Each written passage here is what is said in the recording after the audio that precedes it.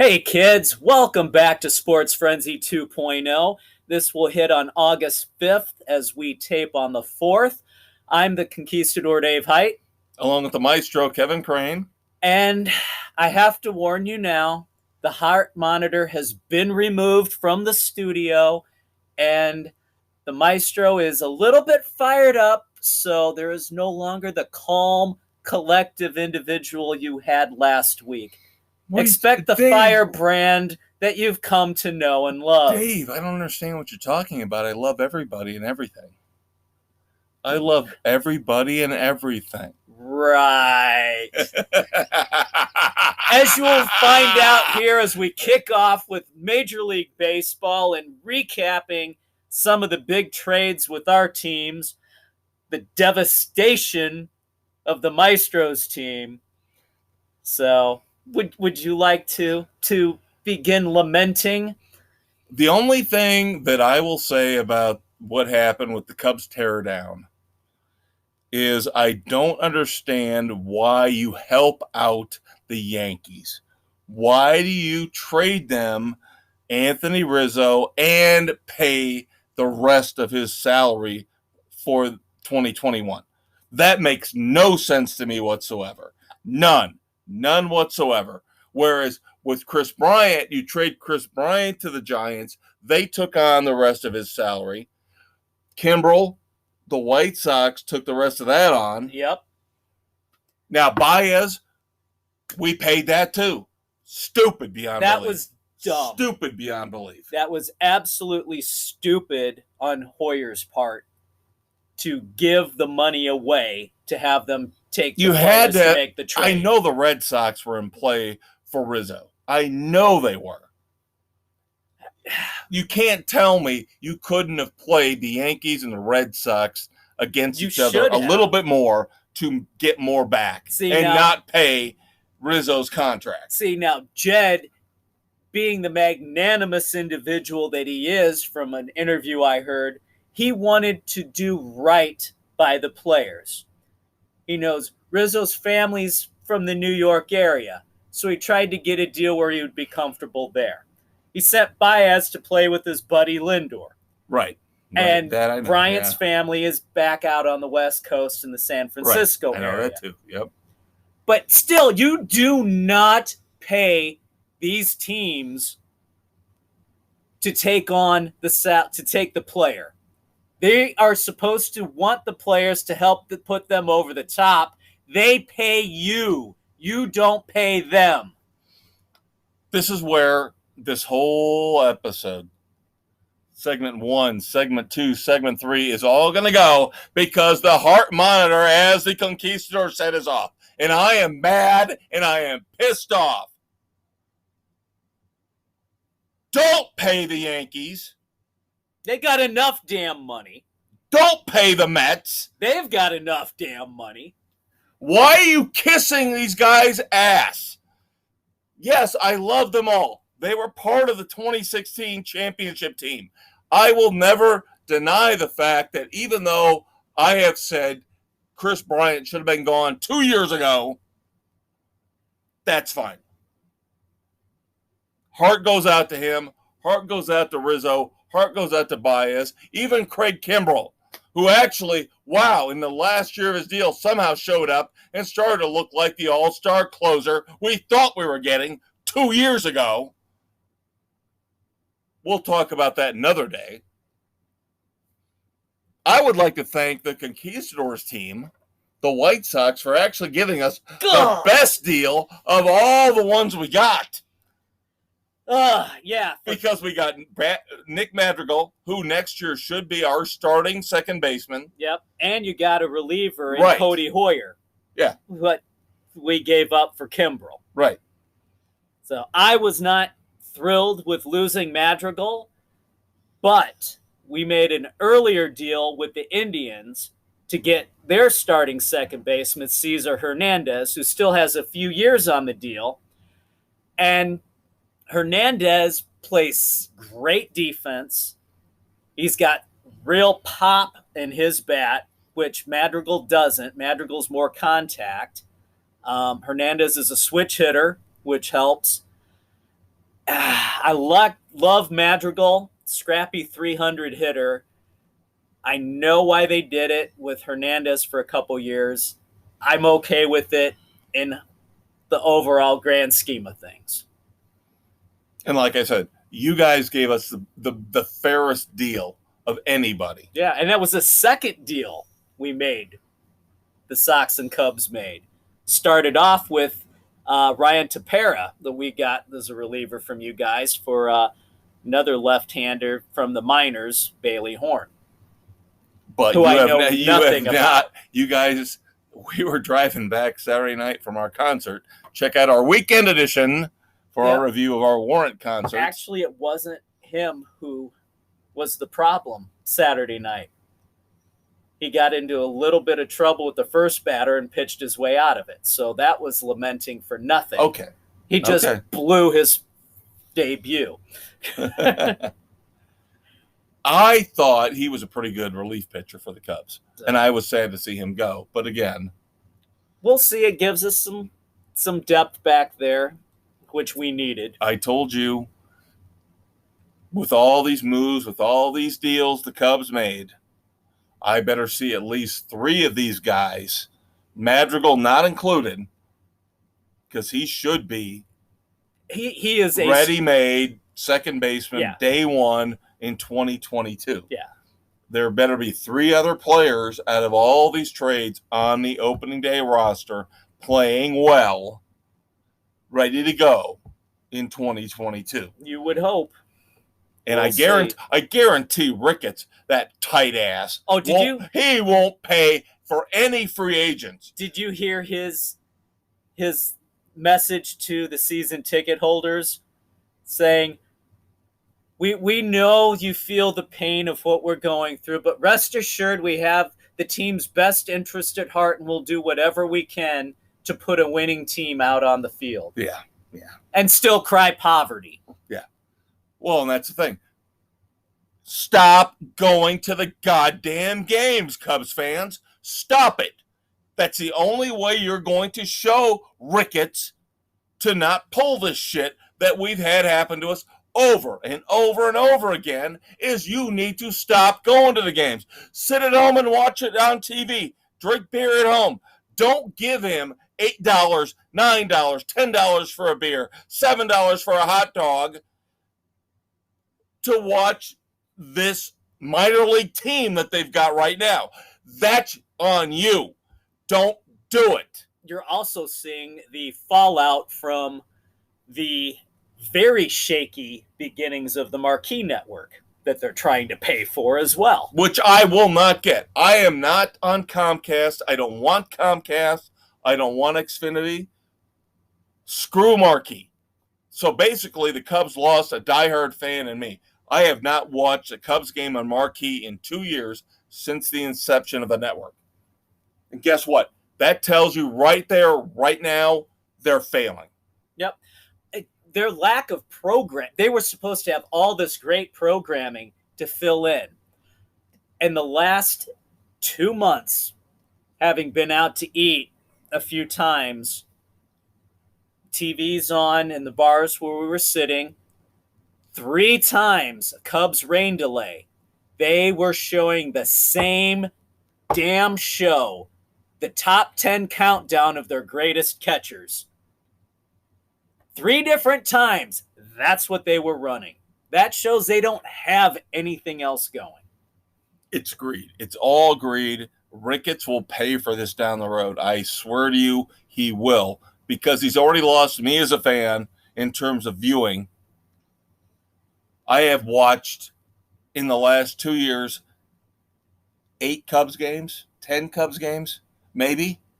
I am not going to bow down to you and go get Xfinity just so I can get Marquee Network. And if you can't make agreements with the streaming services like YouTube TV, Ricketts, that's on you. I'm done. I put my time in as a Cubs fan. You need to come to me now. You need to bow down to me, and you want my money, you want my viewership, you start bowing down to me. Otherwise, you kiss my ass. Baseball can kiss my ass. I'm done. Thank God there's no heart monitor this week. There you go.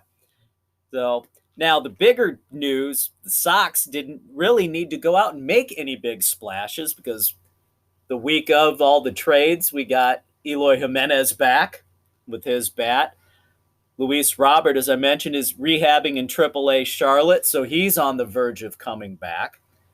And just reported Yasmani Grandal is taking batting practice now, so his knee is healing up, so we will have those two big bats coming back into the lineup before the end of the year for the stretch Well, like run. I've said this the last couple of weeks, the White Sox, there's no reason why they shouldn't win the Central. I mean, it should be a cakewalk for them. The question is, can they get on a run and get themselves up enough to get past the Astros and the Rays and the Red Sox to get that number one, the home field. We had that damn hiccup slot where everybody didn't hit again, and then the pitching kind of floundered a little bit. Right. So we've had a couple of little minor hiccups, but we're still up there. We're third best percentage in the AL, sixth in baseball if you include the National League. We should be all right being in there, but we'll see. Now the Rays and the Red Sox are kind of like going back and forth at the top of the East. Yeah. And unfortunately, that's starting to let the evil empire creep back in again. Yeah. Damn Yankees. And the A's have got to step it up if they want to keep a wild card slot. The Astros, everybody ripped on them. Oh my God, cheaters everywhere. Now the Dodgers this week, all I saw was they were getting things thrown at them. Boo, boo, they boo. had Astros playing cards in the bottom of the urinals. Yeah. In the Dodgers men's restroom in the stadium out there in Chavez Ravine. Guess what they do? They just keep on winning. They just keep on winning. They'll say, you know what? Bring the hate. Doesn't matter if it's A.J. Hinch or Dusty Baker. They will just keep on winning. Yep. And I admire them for it. I do. I think they're fantastic. I want your White Sox to win. I do want your White Sox to win. But if it can't be the White Sox, go Astros. Screw everybody else. Screw the Dodgers. We don't Screw the Yankees. Yeah, the hell with the Dodgers. Where are they getting all this damn money? Well, that's what I'm saying. My God. That's what we're going to next is how are the Dodgers now able to afford Clayton Kershaw and Max Scherzer and Trevor Bauer, which they have to pay. Right. They have to pay him. Kershaw's on the injured list. They don't know when they're getting him back. They bring in Trey Turner. They just brought in Danny Duffy from Kansas City. And now he's on the injured list. And now today, Cole Hamels says, "Oh, I'll come pitch for you too." Yeah. I'm like, what? Are you have your own printing machine out there? What the hell? I do not like baseball's financial structure. I never have. I have railed on it for years and years. You keep saying, well, there's a luxury tax threshold. You can only go there for so long before you're supposed to go back under, and nobody seems to do that. Right. Basketball's just as bad. We'll get to that in the next segment. Oh, yeah, the stupid money there. All right. Couple injury notes. Tyler Glasnow, the Tampa Rays ace, out with Tommy John surgery now. Right. They will not be getting him back. Worst fears come to realize. And the Angels again push back the time frame for Mike Trout's return. What was supposed to be a 6 to 8 week thing is now 11 and counting. And they don't know if and when he'll be back this year. I am not trying to be melodramatic here, but is he going to be the greatest player that nobody ever gives him credit for? I mean, it's not anybody's fault. It's just the fact that he's either injured or he's on the West Coast and his team is always mediocre. Yeah. He has literally got right now with him the only other great player in Major League Baseball next to him. With Ohtani. And they're not even on the field together. You would kill for Trout and Ohtani together. Yeah. And Joe Madden, of course, somehow botches it. Always. So, I don't know. This is the third year of that monster 12-year deal he signed. So, I don't know. Is Trout going to be That's what next injury? We're going to talk about this at some point in the future. Is this going to be one of those situations where we look at a guy who could be, honestly, one of the best players of the last 50 years, but because he never played alongside anybody good, never had a great manager, and now is starting to break down, be susceptible. It's going to be really interesting because I thought you were going with Fernando Tatis. Jr. No, that was the next one with that shoulder again. He could be the next Mike Trout, not only in terms of being the future, but the future of injuries. Right. This is the second time this year? Third time this year. Third. And third shoulder separation this year. And they're thinking it might be the season. Yeah. They don't know yet. That they're still waiting on the results for the severity of this one. But it did not look good. This was a disastrous week for the Padres. Unbelievably disastrous because they were supposedly this close. Podcasters, if you could look at my fingers. Within an inch. This close to getting Max Scherzer, and the Dodgers going to go, no! We're going to get him and get Trey Turner. And by the way, in a couple days, your number one stud player is going to go down again.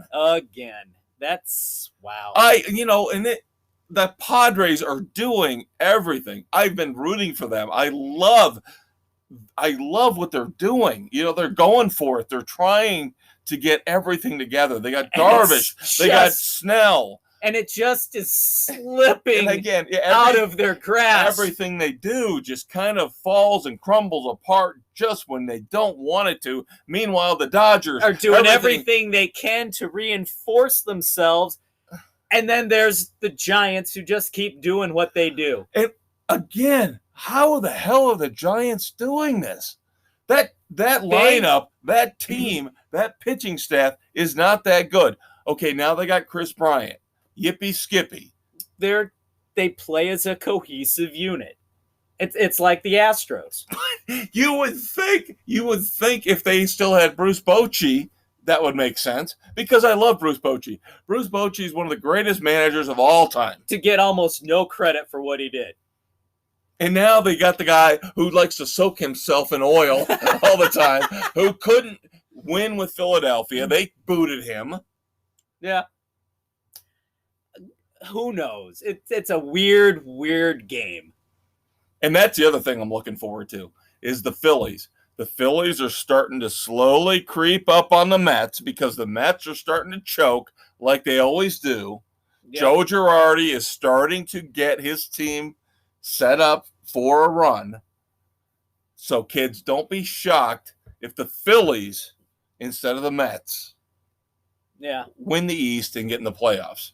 We know it's going to be the Brewers. The Brewers are going to run away with the Central. Yeah. And we know it's going to be Giants, Padres, Dodgers in some order in the West. Two of those three will play the wild card. Yep. And now you also have that effing COVID rearing its ugly head, running rampant through the Yankees right now. They've got two pitchers, Garrett Cole and Jordan Montgomery, on the list. Yep. Now, are they going to get to play the Field of Dreams game against the Sox out in Iowa? Oh, I think they'll play it. I think we're starting to see this with baseball and especially with what Goodell said in football. They're basically saying, we're going to play these goddamn games. You better be prepared. You better bring up players. You're not going to get pushed back. Yeah, we're done with this. We're done with canceling games and pushing games back. You guys better be prepared. And again, I don't understand these athletes not getting vaccinated. I don't understand. Jesus, I don't get it. All right, the Yankees are 85% vaccinated on their players at last report. But you got your big guns right there, not. And we'll get to it in the NFL, too. Oh, yeah. Again, for the second week in a row, last week, we made fun of it. We said, okay, here we got COVID stuff. In this sport, we got COVID. In the Olympics, we got COVID. It's not a joke anymore, kids, because now this Delta crap is coming back in. Now everybody's starting to push masks back again. Duh. We do not want to go back there. We just got unmasked. Quit buying. I love a good conspiracy theory as much as anybody, but don't be fucking stupid about this vaccine. Get the damn thing. They're not putting in tracker chips or they're not sterilizing you. None of that QAnon bullshit. That's why I love the Stop being assholes and do the right thing. That's why I love the Conquistador. God. He's my brother from another mother. Finally, to wrap up baseball, and then we're going to have a couple minutes on hockey, we do have to give a shout-out to one of my favorite managers of all time, Terry Francona. He had to bow out for the rest of the season with the Indians. Hip surgery plus an undisclosed secondary surgery tied into that. So speedy recovery. Yeah, he's had health issues all through his managerial career. Yeah. But he is a good one. He is a great one. Want to see him back. Yes. Want to see him Yes, managing again. Hope everything goes well. Hockey time, bud. Hockey time. So, last week's drama with the Blackhawks, we left off with, will Marc-Andre Fleury play or will he retire? Well, he answered that with a tweet that said, all right, Chicago, let's go. I'm in. So we do have the Vezina winning goalie coming in to be our starter in Chicago and help the younger guys along. That, along with a revamped defense, completely overhauled. There is no excuse for Colleton as their head coach next year. This has got to be a make or break season. And his big downfall has been the defense. His scheme is non-existent. There is no defense. They can't clear the puck out of their zone. They give up shot after shot, leaving the goalies hung out to dry. They've got some real solid players coming in, so there's no excuse for any lapses. Everything was definitely going to fall on his shoulders this year. He's got to be done. Now, the big scandal in hockey this week as we wrap up segment 1, the San Jose Sharks' Evander Kane has been accused by his estranged wife of betting on hockey games. On his team while they're playing. Very interesting there. Harkens back to Pete Rose, only he never bet on his own team. I have to admit, when I just saw the ticker again going across the bottom of the ski, I saw Kane and NHL. and I thought, oh my God, not Patrick Kane. Oh my God, not Patrick Kane. No. So this will be interesting to see where this rolls out. And then the other scandal with the Hawks sex abuse thing, the team has vowed to release the findings, which should be next week. We'll see. Which also puts Stan Bowman as the Olympic GM in jeopardy, because they're monitoring that if he's still going to be involved with that or not, depending on how this all plays out. So stay tuned on that. It's all negative. Yeah, and even more. The NHL and the International Olympic Committee have not been able to agree on media rights deal for the NHL players participating. The NHL basically wanted to use any video highlights of their players from the Olympics, and they will not give them the permission to do so. They wanted to get the NHL logo out there in some way. No go on that one. God, and you people wonder why I had to turn the heart monitor off for this week. It's going to get worse. It is going to get worse as we go through this episode. Trust me. All right. I have many, many things in line. And it's not even Festivus. All right, kids. We'll be right back Stay tuned. We've got our first NASCAR picks in 3 weeks. Thank God the Olympics are almost over. But we'll talk about those too. Yes, we will. We'll be right back.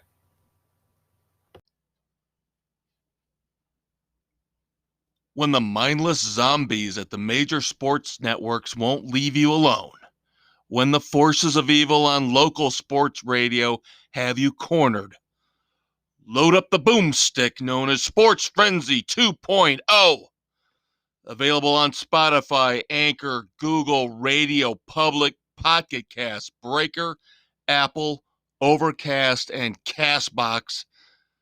Kevin Dave will drive the dull and boring voices in your head away and offer you the sports salvation you need.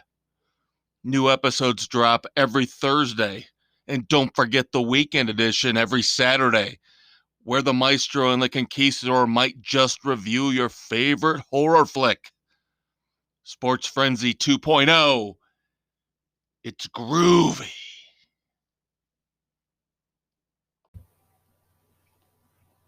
Hey, everybody out there in podcast land. Welcome back to Sports Frenzy 2.0. We are taping on the 4th of August. This will hit on the 5th. I am the maestro, Kevin Crane. I'm the conquistador, Dave Height.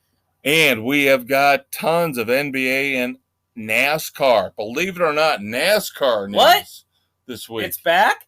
Yes, because the Olympics are fading away and dying miserably. Thank God. And we'll get to that in the third segment. But we do have to talk about the NBA because the NBA, all the rich, lazy asses are switching teams. Yep, they're getting overpaid from the stupid money of that TV deal. Which eventually has got to come to call, right? I would think. I mean, the money that's out there is absolutely ridiculous. Bench players getting 3-year deals for $60 million. Trades that are happening. Now, of course, LeBron James, my hero, had to have, Russell Westbrook had to bring him in because LeBron can't win a title on his own, and it's not enough. He has Anthony Davis, can't win with Anthony. Now he's got to have Russell Westbrook. And he's such a pussy! And he's a pussy! They just brought in Carmelo Anthony, too. Yes, and he's even a bigger pussy because of that. God damn it! Can you fucking win a title on your own? Can you please? I don't want to hear you ever compared to Michael Jordan ever again. You freaking mercenary asshole. That's right. Heart monitor's off. You feel better yet? No, I'm not, because I hate him. I hate him. I think that's been well established since we've begun. Jesus God, he can't win on his own. He can't. Yet everybody praises him and kisses his ass. Win one on your own. Michael Jordan was 15 times the player that you could ever hope to be. Okay, I'm done. Next team. Orlando, your Magic. I think the Orlando Magic did phenomenal when it comes to the draft. I actually did, even though I said I wasn't going to. I flipped on the draft. You paid attention, didn't you? Because I knew they had the 5th pick. And I was like, oh, maybe they'll trade. I was thinking maybe they'll trade out. Maybe they'll pick up somebody. Here is what was so awesome about the draft for me as an Orlando Magic fan. The Toronto Raptors shit the bed. Thank God the Toronto Raptors took this kid out of Florida State that was projected to go to the Magic at 5. For some unknown reason, they thought he looked better than Suggs, Jalen Suggs out of Gonzaga, who we all watched in the NCAA tournament, who was a stud. And I have always said since this all fell into place, I was mad. I said the Magic, if they'd gotten in the top 4, they could have got a great player. Thank you, Toronto. Thank Because you for Toronto taking a bumped lead. that fourth player back to us. We got Suggs. You got a solid, legitimate player on And then paper. at 8 from the trade with Vucevic to the Bulls, now we get the stud Franz Wagner from Michigan. Isn't he an opera composer in his spare time? Shut up, Dave! We got 2 really good players that I didn't think we would get. They should be able to make they should make the starting lineup right off the bat. I'm going to tell you this right now. I think the Magic right now, as composed with the guys coming back, Markelle Fultz off of injury, they got Cole Anthony last year. This is a team that could slip into the playoffs. I'm not exaggerating. That's not a big deal. No, half the league makes the playoffs as it is. But I still think for the Magic, that would be a great. That's a good stepping stone. Yes. Great jump into the playoffs for them. But of course, the rich get richer, as Dave said. They always do. So now we're looking again, barring injury, at the Nets and the Lakers in the finals. Honestly, do you really honestly think if nobody gets hurt, it's not going to be the Lakers and the Nets in the finals? Dysfunction will probably rear its ugly head within them, and there will be a hiccup along the way that we can only hope will prevent them. And I'm going to give credit to Chris Paul.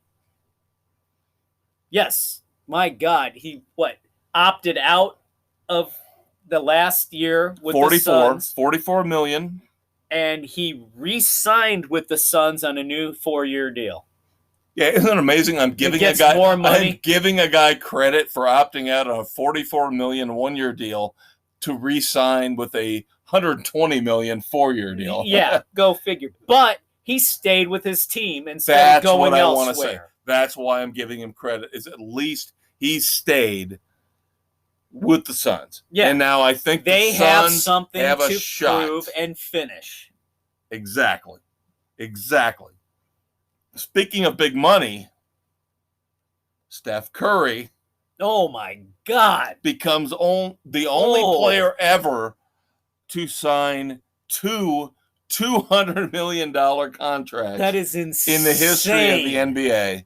He gets a 4-year, $214 million extension.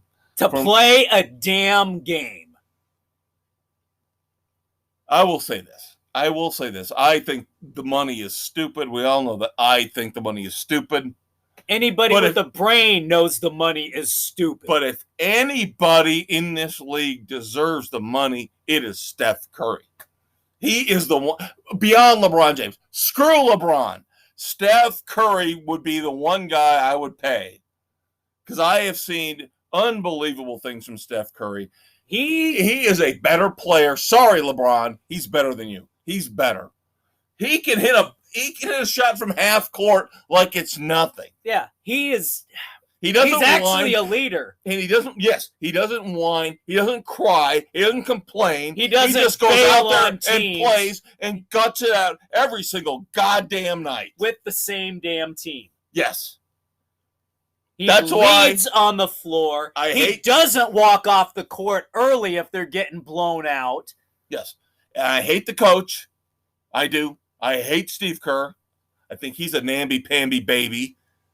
But with Draymond Green, one of the best defensive players of all time, if they get Klay Thompson back, this team will be tough to deal with in the West. Yes, they will. That's all I can hope for. A tough because, team. God damn it, if the Lakers with Westbrook and Carmelo Anthony, God damn it, I don't want to see them do anything. I want to see them fail miserably. We could only hope that could happen. Oh! God, I can't stand them. The Bulls actually look good. Bulls actually making some waves. This kind of puts a lot of pressure on Billy Donovan now, doesn't it? I like Billy Donovan, though. I've always thought Billy Donovan was an underrated coach. He won twice on the college level, obviously with Florida. He got stuck with OKC when they were kind of falling apart. Yeah, he came in with a really bad Bulls team. They need to keep Zach. Zach needs to They stay. need to bring Zach and now, Levine but back. Zach Levine's now saying, "Oh, you got to pay me what I'm worth." So he's starting to be crap. That crap. But they wound up picking up DeRozan and Lonzo Ball coming out of, which I think puts them in the top 4 to 5. That puts them as a playoff team in the East easily. I do too. They finally got a point guard who can dish the ball around. But I was listening to a lot of Chicago sports talk, and the big complaint that everybody seems to have is the Bulls have a lot of passers. They don't have a ton of shooters. The thing that worries me about the Bulls is that... Or they don't have any bigs. Well, when they made the big trade with the Magic last season, and they brought in Vucevic, I thought that would push the Bulls up and maybe they would get in to the playoffs, or at least into the play-in tournament. Yeah. And they actually regressed. They actually got worse. And that, for the Bulls, worried me. Yeah. Because now you've got Vucevic, you've got Zach, now you've got DeRozan, and you have got Lonzo Ball. And that's 4 solid players in your starting 5. I mean, how many teams in the NBA can brag about 4 all-star, all-pro level players in their starting 5? Yeah. Yet last year with Levine and Vucevic, they fell back. Yeah. Is it chemistry? Is it Donovan? Maybe a little of everything. Sorry, I was getting ahead of myself. I wanted to say the other team in the NBA, especially the East, that looks really good now after the free agency period kicked off is the Heat. They signed Jimmy Butler to a max extension, and now they brought in Kyle Lowry. Now they're looking really good. Yeah, the Heat could make some noise in the East this year when it comes playoff time. I think the Bulls, if this is going to be it for Billy Donovan, if Billy Donovan is going to prove that he is a great NBA head coach, this has got to be it. He has got the players. He has got the team. This team should be able to push at least this year into the second round of the playoffs without a problem. With these players, if he does not, they should not be a play. They should not have to be in the play-in tournament. No. They should push in, and they should be able, like the Hawks. The Hawks jumped in this year. By the way, Trae Young just got paid because of what the Hawks did. But again, this should show Zach Levine, all these players, if you achieve some level of success and consistency, you're going to get paid. The Hawks just paid Trae Young on one playoff run. Yeah. And sorry, Zach, you really haven't done anything yet to earn that. Well, that's again, they step back. They got him help, and they stepped back. Now they got more help. What are they going to do? That's what I'm saying. They need to be no worse than a 5th or 6th seed. Yeah, and that's why I led with this is Billy Donovan's chance right here. Yeah. Otherwise, he's going to have to pull a Brad Stevens and go, I'd like to go to the front office, please. I don't think I can coach. I want to go to the front office. Now, that being said, I wouldn't want to deal with these prima donnas. No, not at all. And here's my next one. Now that DeRozan is going away from the Spurs, what is that? How long is it before we hear Greg Popovich bow out as the Spurs? Because now the Spurs have nothing. The Spurs have nothing. Gee, could Pop say, "Oh, after this Olympic run, I'm tired. I need to step away from coaching"? That's what I think. He's going to bow out in a second because he's a quitter. He's a puss. I never liked him. Oh, I got Tim Duncan. Okay, no, I'm okay. I'm a great coach now. the best coaches make do with when their players have. are injured, or if they have tough guys on the bench that they can mold and make them better. Yep. Pop doesn't do that. Pop only cares about politics.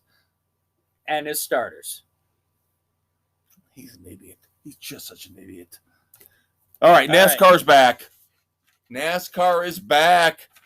We had to wait. Racing up in upstate New York coming up at the Glen. Yes, it's going to be interesting. No qualifying because they're going to carry over with the formula. Now, next week when they go to the Indy Road Course, there will be qualifying because that is technically a quote-unquote new track. Balls. But this week we get the formula. Which we have said time and again sucks ass. Right. So Brad Keselowski will be on the pole based on how he finished and standings and all that. The conundrum. What the hell was the last race that they ran? I don't even remember. It's been so effing long. Oh my God. I'd have to go back.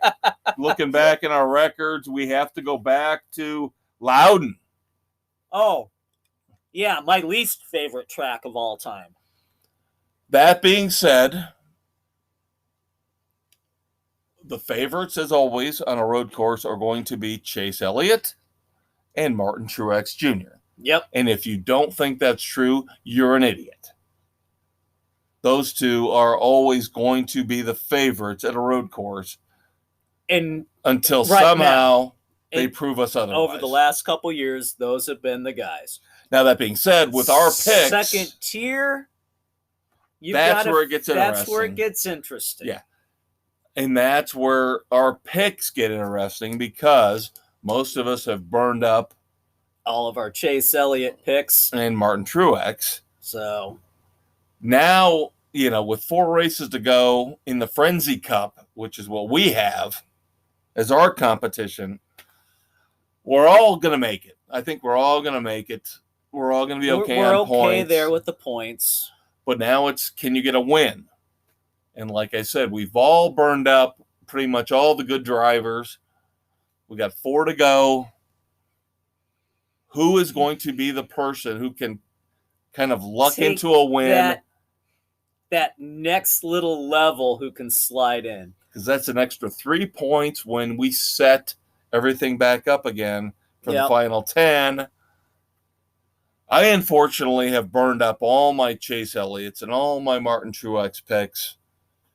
Kyle Busch, if I'd known they were going to run the goddamn race at Loudon in the rain, I never would have picked him. Yeah, no kidding. Of course, that turned out to be a disaster for me. That was horrible. So now I'm screwed.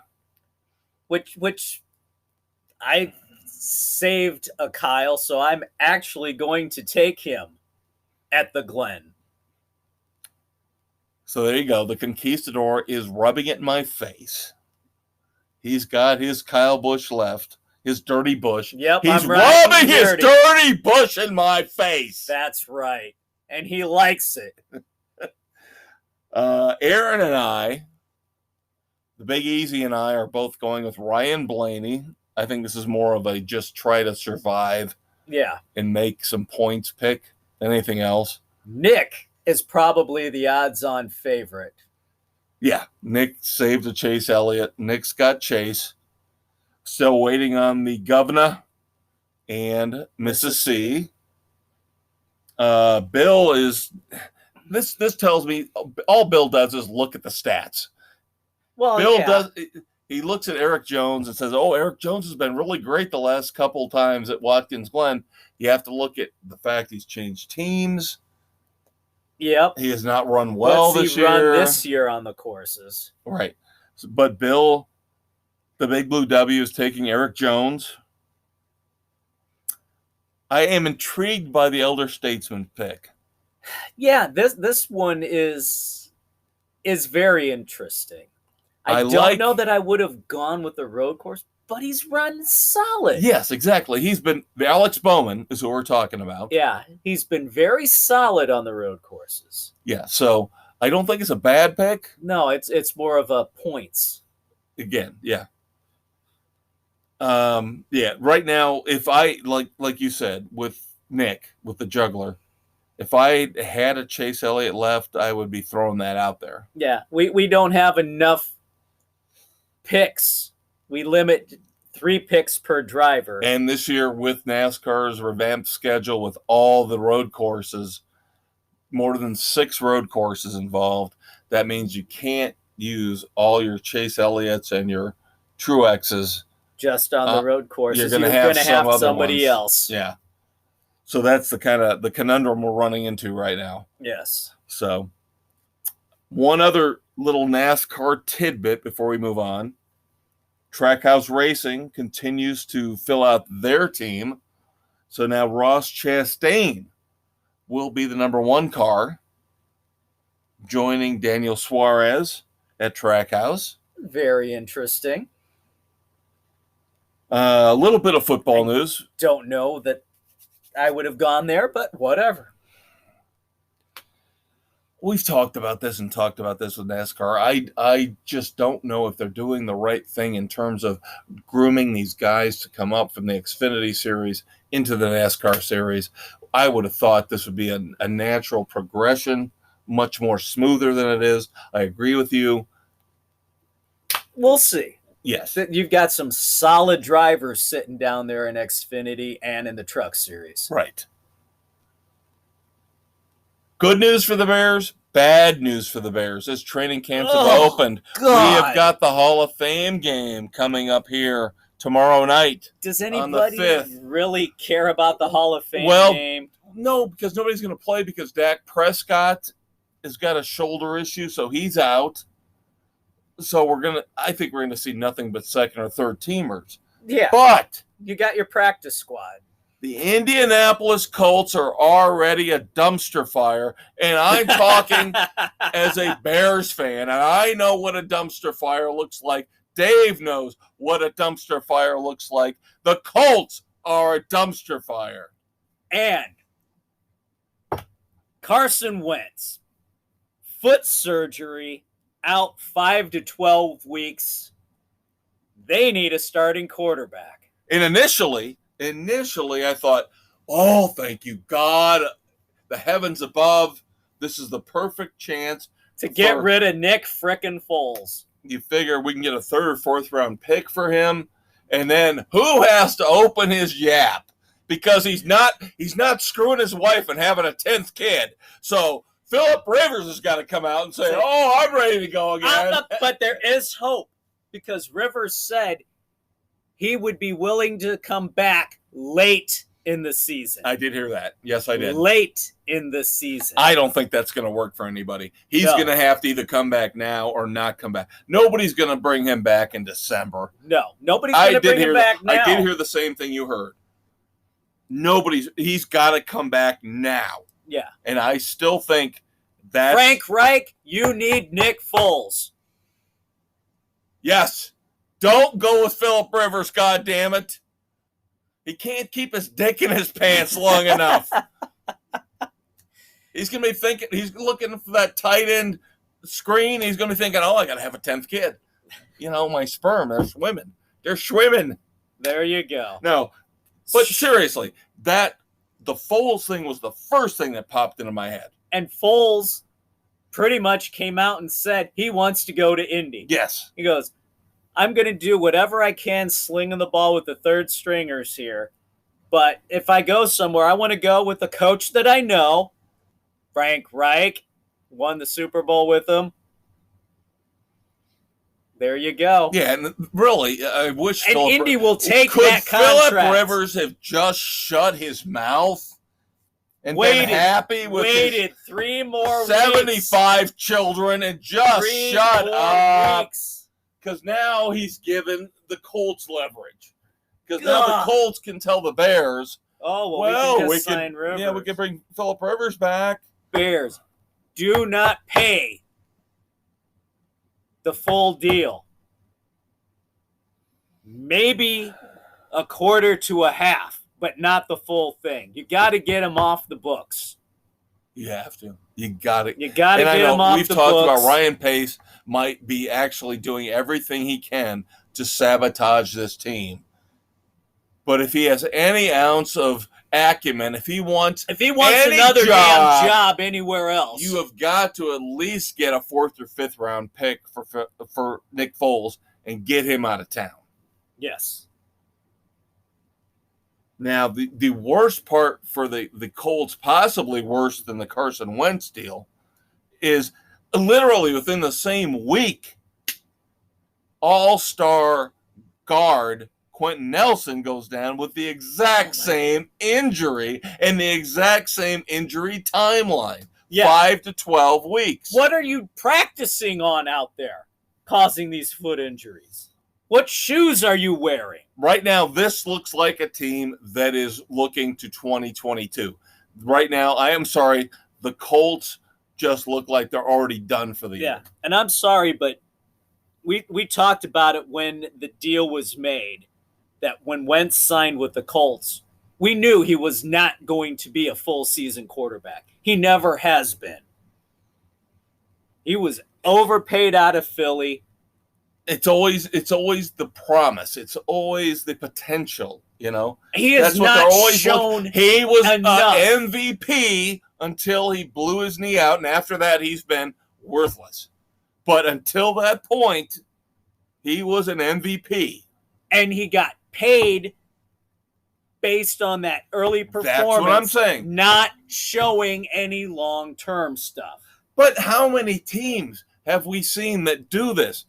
It's so rare to be able to find somebody who might be able to do that, to turn that corner, to become that good to great quarterback. We thought Jay Cutler would do that.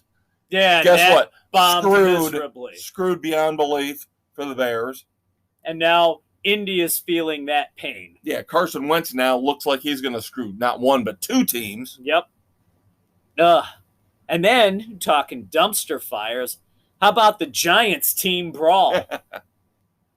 All I have to say is, good for Coach Joe Judge kicking all the damn players out of practice, made everybody run laps, made everybody do push-ups, punished everybody on the team for that stupid fiasco that happened, which wound up putting their quarterback on the bottom of the pile. He was dumb enough to get involved in it.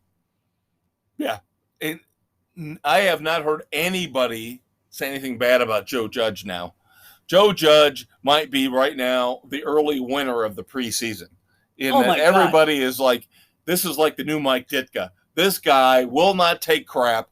Kelvin Benjamin. He won't put up with Kelvin Benjamin, a waste of space, who has floated around the NFL for years and years. He was a high draft pick.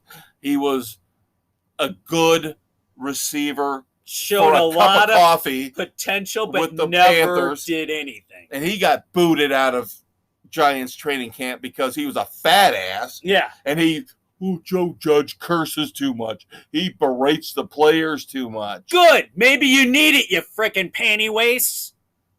And now we see another layer added on to the legend of Joe Judge. I like this guy. I do. I'm starting to root for the Giants. Well, really at least for Joe Judge. Well, I'm not rooting for the Cowboys. I'm not rooting for the Eagles. No. I'm not rooting. Well, I'm Chico. Chico, yeah. Washington football team, maybe. They've got a soft. Just for Chico. Not for Snyder family. Right. But, yeah, maybe the Giants are the team to pull for with Judge. All right, God kid. help us. We're coming back with our Olympic update. Dumbasses, moments of silence. I think, I'm looking at it, maybe I might have 1 or 2 dumbass or not questions for the Conquistadors. I have a full-on dumbass. So we will give that to you when we get back. Stay tuned. After this promo, we will be right back.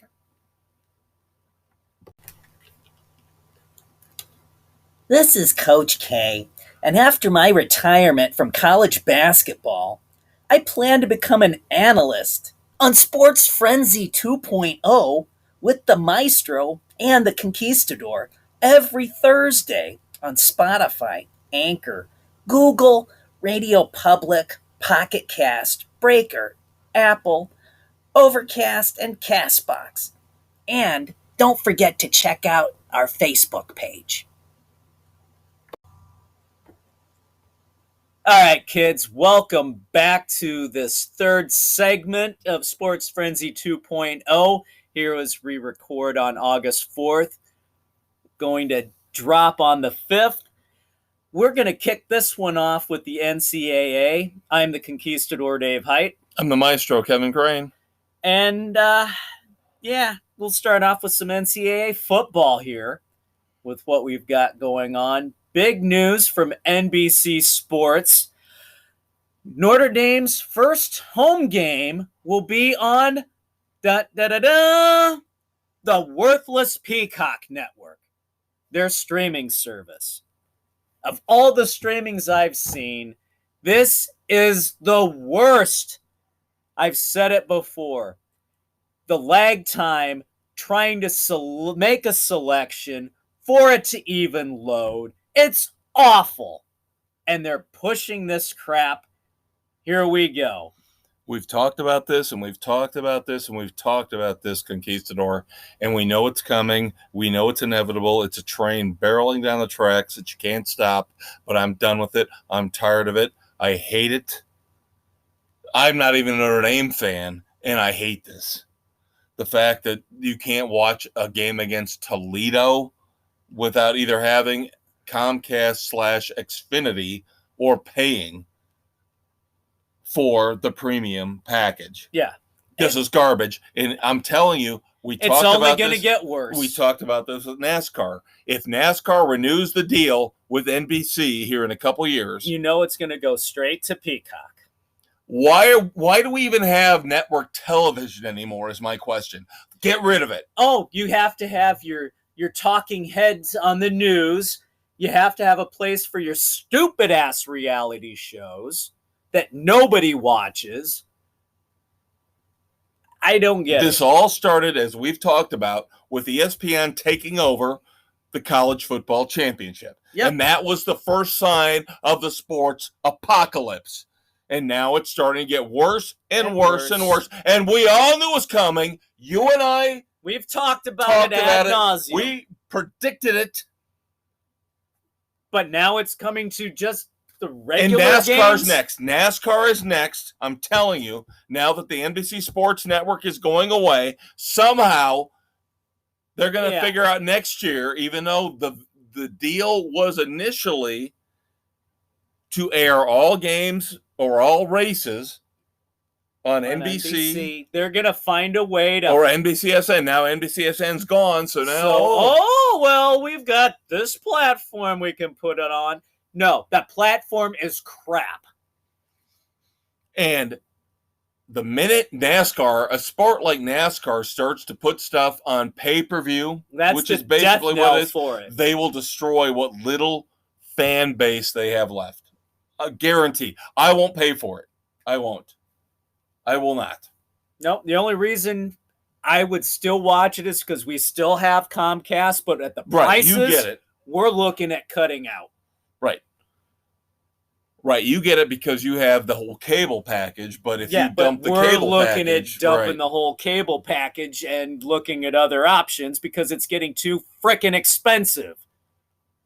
Meanwhile, we've got another ESPN debacle, a cable TV debacle going on involving college football. Oh my God, this is the conspiracy from hell. We talked about it last week.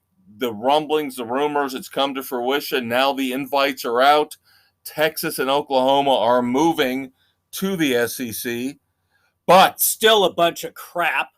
The Big 12 will not go down without a fight. And they shouldn't. They have accused ESPN of sabotaging their network and have issued a cease and desist order from pulling these two teams into the SEC. And you know what? Legally, I don't see how this is erroneous. I don't see how this is wrong. This seems like a legal challenge that stands up, that holds water to me. Yeah. Because ESPN benefits. Yeah, they have the SEC contract. Ergo, they're the impetus behind the move for these two Right. teams. So all of a sudden their revenues get better, their ratings get better. They hurt the Big 12, and I believe CBS has the Big 12 contract. They hurt CBS. They hurt their competitor in the process. So I think this, get Perry Mason. Where's Perry Mason? Get him out here. I'm telling you, Perry would tear the SEC a new asshole. This is starting to almost tread into the waters of a lot of ramifications. Well, now there's rumors floating around. Now the latest rumor is that the Big 12, what's left of the Big 12, is trying to make some sort of alliance with the Pac-12, not necessarily merge, but make some like a Notre Dame type alliance where they'll play each other 6 to 8 games a year. I still like the rumors I heard that if the Big Ten and the ACC merged, let's just do a knockdown, drag out, 2-on-2. Screw you. Right. Death match between the SEC and the Big Ten ACC. And let's just go to town. The Pac-12 can sit out there on the West Coast. Nobody watches those games because they're on too late. Exactly. Nobody cares. But you get Miami, IU, Michigan, Wisconsin, Ohio State against Texas, Oklahoma, Alabama, LSU. There you go. Now you're talking. Where are these kids going to decide to play? Just set up 2 mega conferences. Do it. Just do it. No. The TV deals have destroyed everything. Yes, they have. The stupid money out there and the greed of all these colleges. The greed of ESPN. The rat. I will still blame ESPN for everything when it involves all of these, the basketball tournament, the football tournament in college.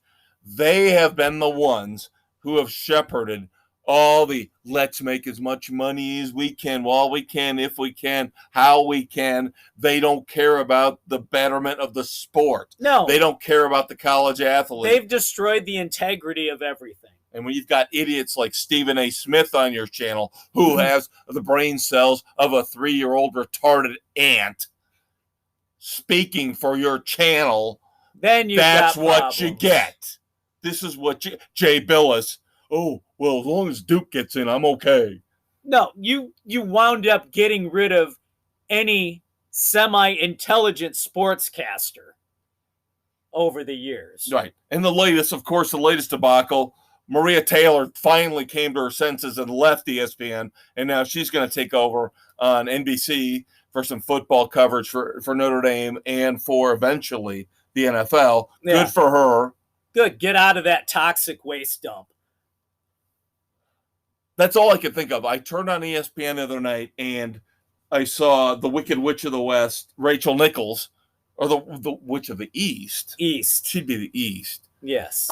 And she's just so hideous. And not in terms of her looks, but in terms of personality. It's obvious all she cares about is making a big deal about herself. Yeah. She's an egomaniac.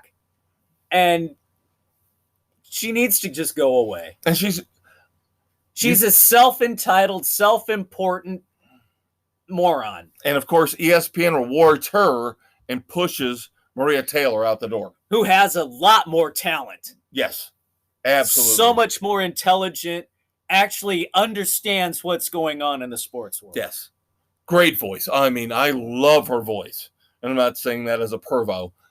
No. She literally has one of the greatest female broadcasting voices I've ever heard in my life. Yeah, the great voice to go along with the brains and intelligence and ability to actually be a commentator. And she's hot.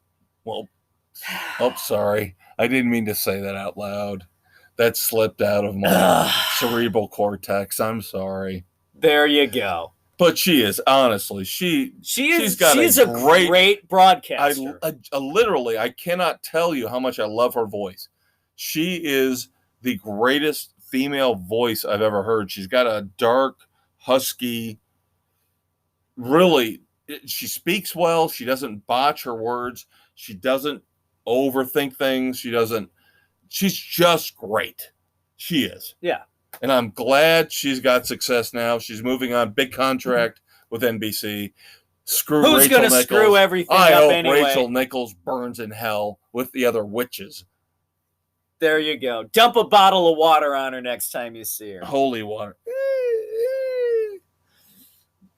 Maybe we'll make some topiary for her. There you go. God. I've been watching What We Do in the Shadows. Yeah, I know. I'm catching up. Catching back up before the season 3 premiere. Yes. Unfortunately, now more bad news on the NCAA front. Now we've had a gender equity review with the basketball men's and women's tournament. So now we're being told that we have to have the Final Four basically held in the same place at roughly the same time to make sure that all of the facilities are equal for the men and the women. It's only fair. I mean, you look at the disparity and the crap that the women had to put up with this last tournament as an afterthought. Now, I don't agree that they have to be at the same place. That's where I have a problem. They should not be at the same place. But that's what they're saying, is that the only way we can ensure gender equity is to make sure that, so if they have it in Indianapolis this year, as an example, the women and the men will have to both play in Indianapolis this year. No, you play at facilities that are of equal. I have no problem with that, but Dave, here is the issue This that is I'm the having. stupidity that is the NCAA. Yeah. Now they're going to force them all to play in the same stadium, That the is same stupid. place at roughly the same time. That's dumb. Because we can't find or we can't equate. That's So, a logistical nightmare. Let's say the men play in Indianapolis at Lucas Oil, okay? Let's put the women out at the Staples Center in Los Angeles. We can't equate those two together for some reason. I don't know why. We can't. So we have to make them all play at Lucas Oil because that's the only way. What the hell would be wrong with them playing at Staples Center or playing at Madison Square Garden? Those are equitable, similar facilities. Oh, but they don't hold as many fans. Well, guess what? Believe it or not, the men's tourney is still going to draw the bigger fan base. No, you can't say that. You evil man. You evil white man. Say it, no, you can't. And I did. No, you can't. Look at all the ratings. Look at we're going to get to the attendance. Olympics in a second, and we're going to talk about soccer. You can't say that. You cannot say. No, I will say, when it comes to college basketball, the men draw more. When it comes to USA soccer, the women draw more. Okay, let's move on. You got to take a look at the individual sports. I find this whole thing. I agree. All together. You know, I agree with you on this 100%. You know what? You and I are simpatico on this, but that's not how the idiots in the NCAA think. So now we're going to have to force the men and women in basketball to have their Final Four in the same exact venue. That's stupid. To ensure absolute equality. So now we move on to the Olympics. Your wonderful Olympic women's soccer team, who you love so much. I don't like soccer. Oh, shut up. You have stuck up for the women's soccer team morning, noon, and night.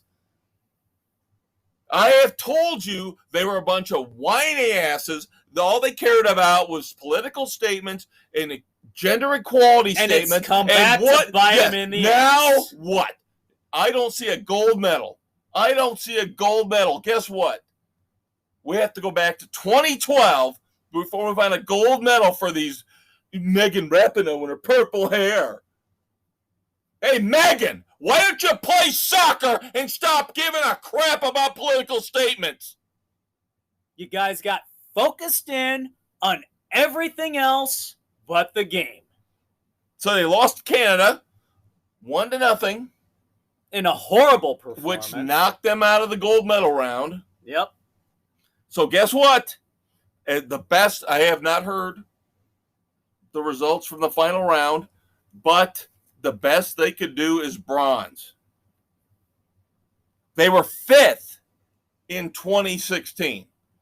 Yet somehow we heap praise upon them like they're the be-all, end-all of, oh my God, they're so great, they're so awesome, they're so wonderful. I get sick of hearing this over and over and time again. Commercials, Subway commercials, all this crap. Why don't you do something to prove to me that I should give a crap about you? But no. There you go. What I'm supposed to do is I'm supposed to give a crap about you because of your political viewpoints. U.S. versus Australia for the women's tourney bronze will be on August 5th, tomorrow as we tape. So they might get out with a bronze. They might get a bronze. Might.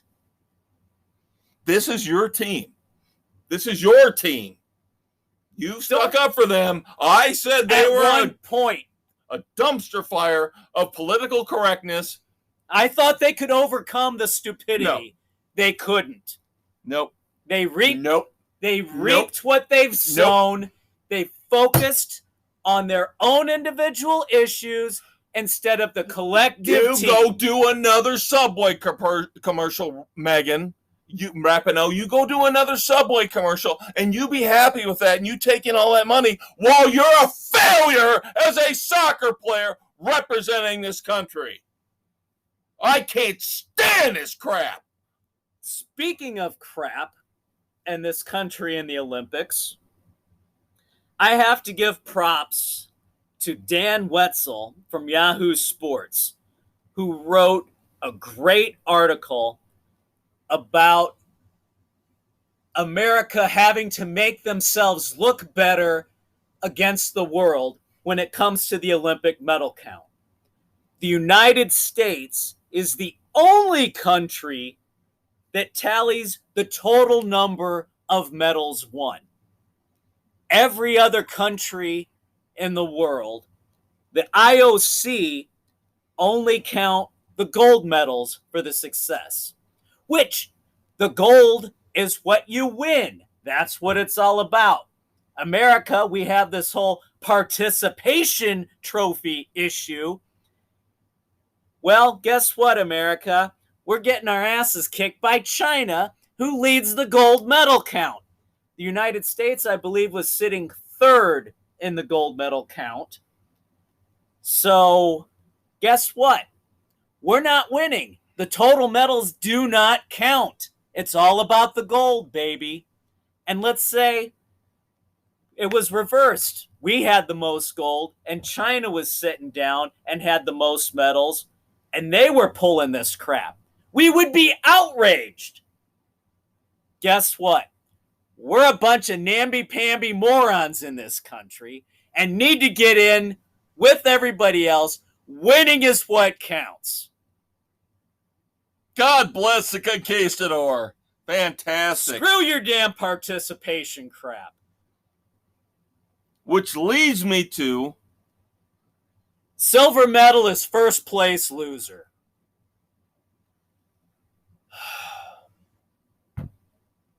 We got played. We got played. Not only like what you say, where we're rooting for, yay, just finish, just get an award, just get some kind of medal, yay. But we got played again, and I called this again for the second time in 2 months. I called this again. First time I called it. Naomi Osaka played us like a fiddle. I can't play because I have mental stress. I have mental problems. I can't compete. I'm dropping out of Wimbledon. But turns up on a Netflix documentary, turns up on the cover of Sports Illustrated wearing a swimsuit. That's okay. That's all right. Now, part 2 of how we got screwed, America. by Olympians is Simone Biles. Dave and I thought about this last week. I tried to give her the benefit of the doubt, and it came back. I called her a quitter, and guess what? She used us. She used us just like Naomi Osaka did. Why? Oh my God. Why, Kev? Why would you say that about her? Because she sat out because of mental stress. It was too much for her to handle. For the team competition. She couldn't do it. We waited. The media fawned all over her and said, when is she going to come back? When is she going to come back? Is she going to come back? Oh, poor Simone Biles. When is she going to come back? Conveniently, she came back for the very last competition she could, the balance beam. Everybody goes, well, Kev, why are you so upset? What's wrong? Because you got played again, America. You know why she came back? She did the utmost, smallest effort she could. She got a bronze. And we all go, oh my God, it's so fantastic. She came back from her mental health problems and got a bronze. You know why she came back? She came back so she could tie the record for the most medals by a female American gymnast. Most medals. Yeah, the bronze is the participation, as we just stated. We got screwed again. You got screwed again. I didn't. I called this. I told you. I would have had more respect had she sat out entirely. And I don't care. You can't tell me this was not planned out. You can't tell me she didn't have this all set up ahead of time. Where I don't think I can do this, but if I come in at the end for the balance beam and I get that bronze, then I can tie the record. Horse shit! She screwed us all, just like Naomi Osaka screwed us all. Would you people wake up and realize that's what these athletes are doing now? All they care about is themselves. All they care about is individual achievement. She doesn't care about America. She didn't care about what you and I think. She played us like a fucking fiddle. Again. There we go. You should feel ashamed because you were sticking up for her last week. I was trying to give her the benefit of the doubt, trying to save herself, and she pulls this. I'm done. Do you disagree with me? I don't. I can't. Because I would have had more respect if she would not have done anything. Yes, but I agree. Pulling this crap, I agree. I cannot condone it. Because that's why I wanted to run that by you. I cannot condone this. Because this just reeks to me of manipulation. It does. I'm with you. If she had just bowed out completely, I might have given her a break on the whole mental health, stress, I'm overwhelmed type of thing. I would have been fine. But with being able to do this, I cannot condone this. She played us. I cannot condone this. Oh, it's so terrible. All right, dumbasses of the week. I'll let Dave go first. I have got to go NFL. The Panthers reserve safety JT Ibe, I don't know. He destroyed his chance at an NFL career in preseason camp, putting an illegal hit to the head on wide receiver Keith Kirkwood. This is a guy who thought, oh, here's a pass I can break up. Maybe I can make an impression. Yeah, you made an impression right off the team by going helmet to helmet with this Kirkwood in midair. The epitome of a defenseless receiver. Carted off to the hospital.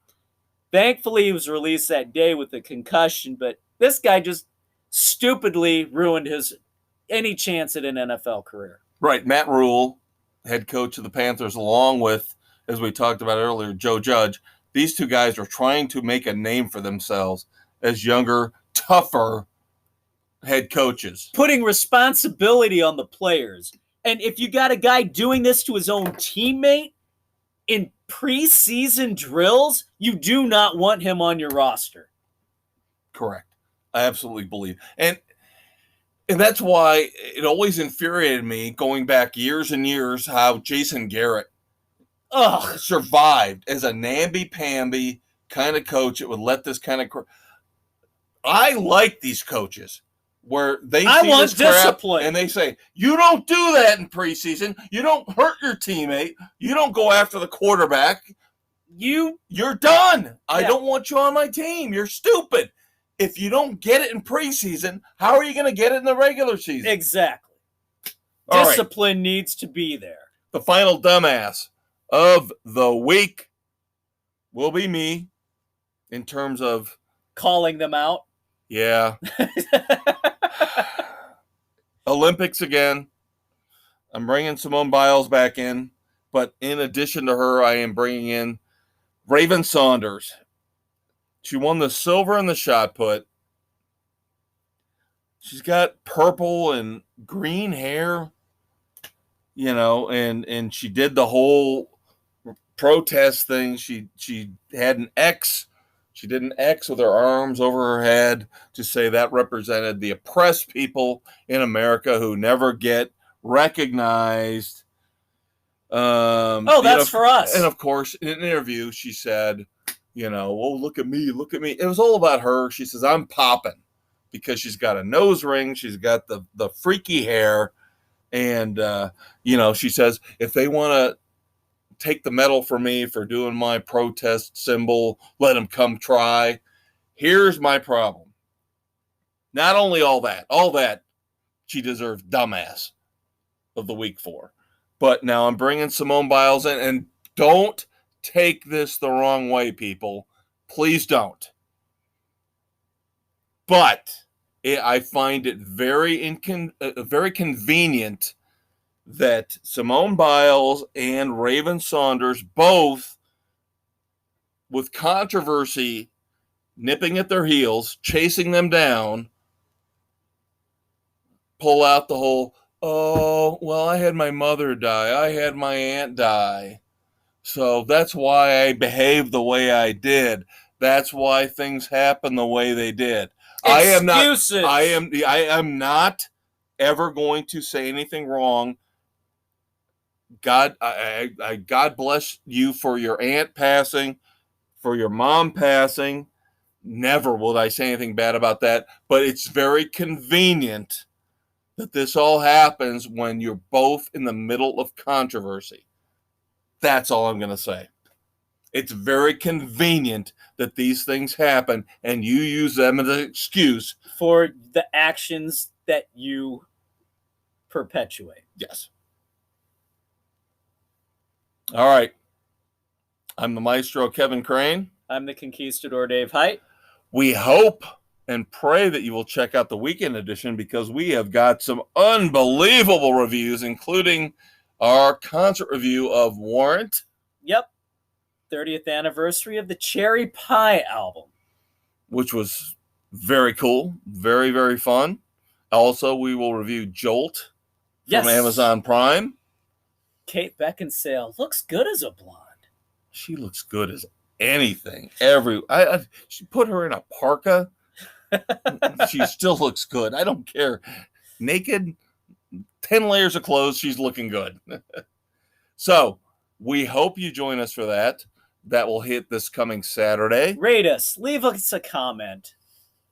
We are all over the place. Google, Apple, Radio Public, Castbox, Overcast. Wherever you find your damn podcast. Yes, you will find us. We will love you for it. Leave us a message. Do what you got to do. Get in touch with us. We would love to have your input. Yep. All right. We'll talk to you on the weekend edition.